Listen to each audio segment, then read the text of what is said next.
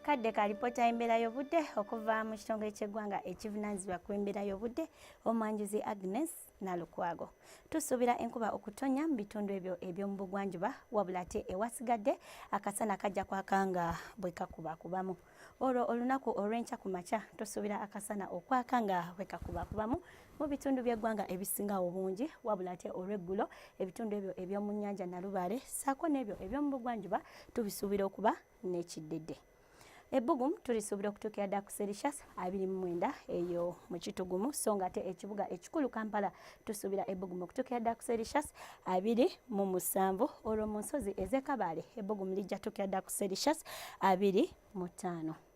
Ennaku ezijja mu maaso olunaku olwa Sande tusuubira akasana okwaka nga bwe kakubakubamu ssaako n'olwa Mande nga n'ebbugumu ku Mande lijja tuukira ddala ku Celsius 28. Olwo olwokubiri ssaako n'olwokusatu tusuubira enkuba okutonya nga n'ebbugumu olwokubiri lijja tuukira ddala ku Celsius 27 so nga ate olwokusatu ebbugumu lijja tuukira ddala ku Celsius 26.